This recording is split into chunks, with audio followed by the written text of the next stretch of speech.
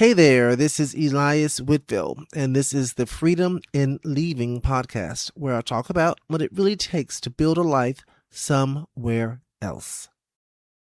Blaxit, the new great migration everywhere. There's a restlessness that lives inside of Black America. It's been there before.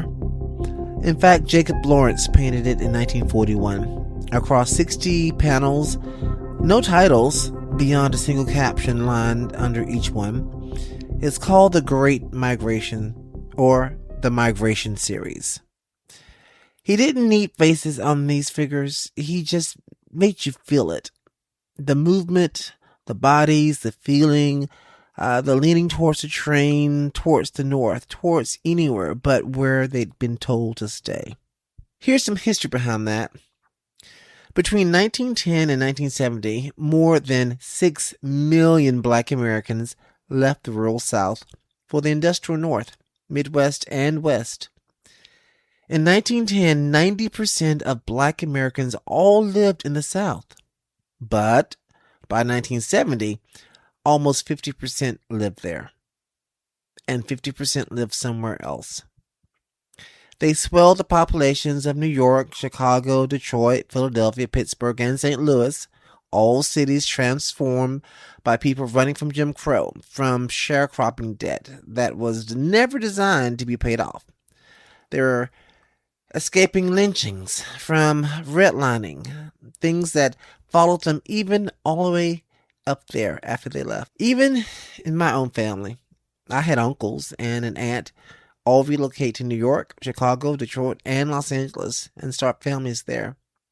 At that time, I didn't realize that we were a part of the Great Migration until many years later. Now today, 116 years since the Great Migration first began and 56 years after it ended, a similar migration is occurring. But this time, no northern border to cross. They call it Blaxit, Blaxit Gold Rule, the Black Travel Movement, among many other names. Black people leaving the racial hostility and, in my case, both the racial and homophobia of the U.S. to find a more peaceful and accepting life somewhere else in the world.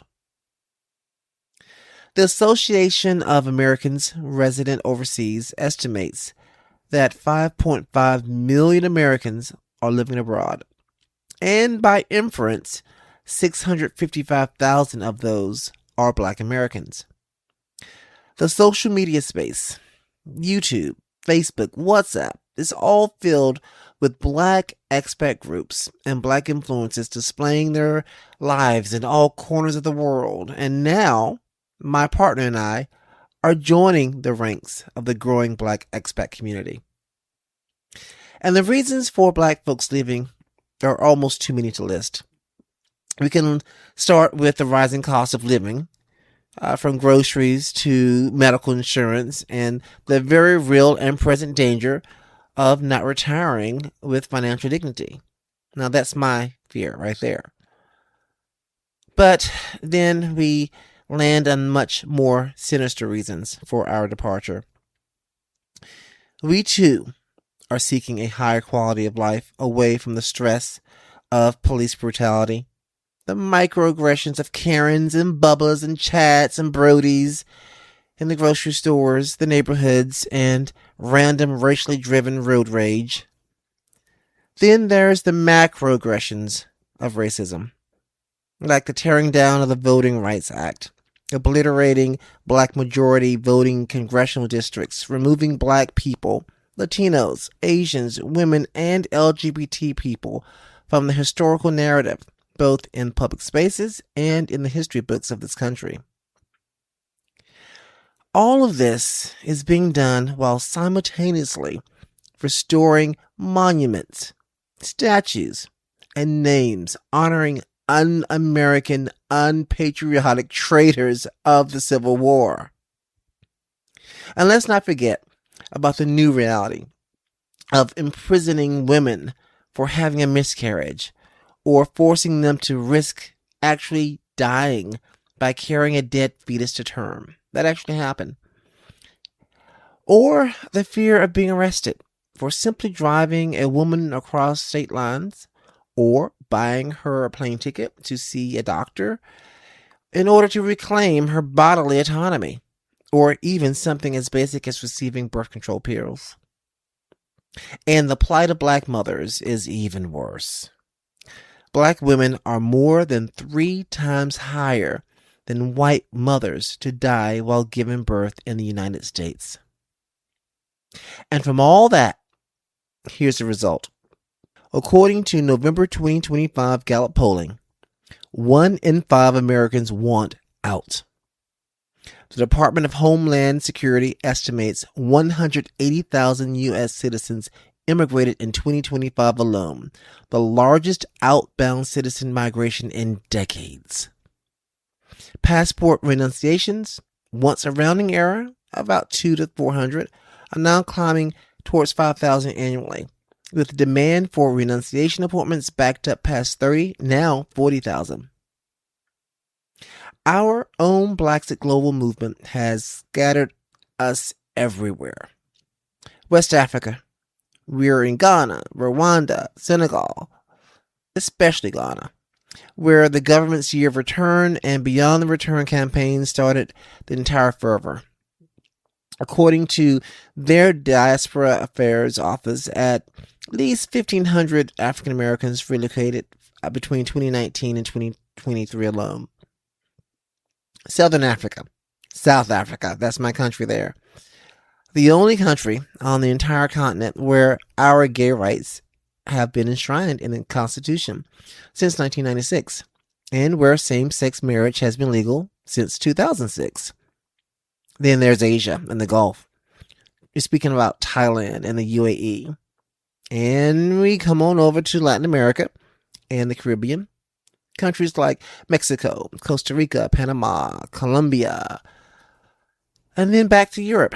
Parts of Europe such as Portugal, Spain, and France. A single Facebook group, Blaxit Tribe, has more than 50,000 members trading notes on how to leave and when to leave. This is not a trend. This is a network. Black people are no longer chained to the inequities, the hostilities, the micro and macroaggressions of racist, homophobic America.